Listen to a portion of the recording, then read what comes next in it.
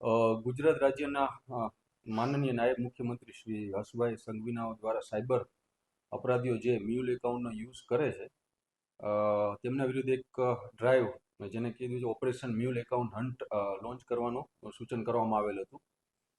આ mule account banking અને cyber ક્રાઇમમાં એક એવું એકાઉન્ટ છે કે જેમાં વ્યક્તિ પોતાના એકાઉન્ટનો ઉપયોગ સાયબર અપરાધીઓને ગેરકાયદેસર નાણાં ટ્રાન્સફર કરવા માટે આપે છે અને સાયબર અપરાધીઓ સામાન્ય રીતે આ મ્યુલ એકાઉન્ટનો ઉપયોગ ઓનલાઈન ફ્રોડ છે, મની લોન્ડરિંગ વગેરેમાં એનો યુઝ કરતા હોય છે. આ ઉપરાંત દેશ વિરોધી પ્રવૃત્તિઓમાં પણ આ એકાઉન્ટનો યુઝ થઈ શકે એ નકારી શકાય નહીં.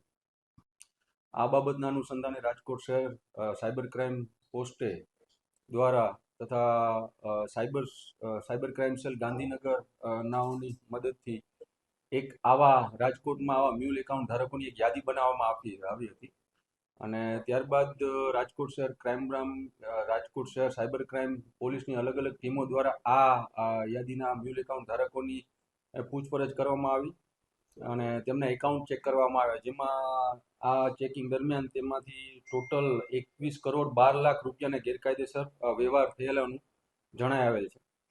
આ ડ્રાઈવ દરમિયાન અત્યાર સુધીમાં ટોટલ 6 ફરિયાદ દાખલ કરવામાં આવેલ છે, જેમાં 17 આરોપીઓ સામેલ છે.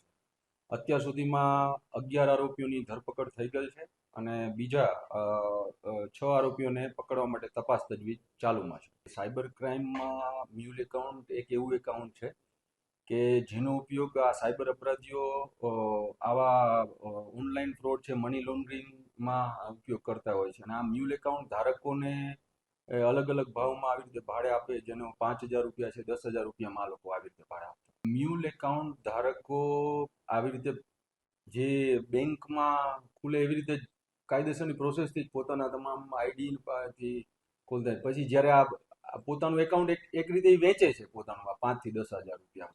આ ઉપર તેમની પાસેથી તેમના એટીએમ કાર્ડ છે, ચેકબુક છે, એ તમામ આ સાયબર અપરાધીઓ લઈ લેતા હોય છે.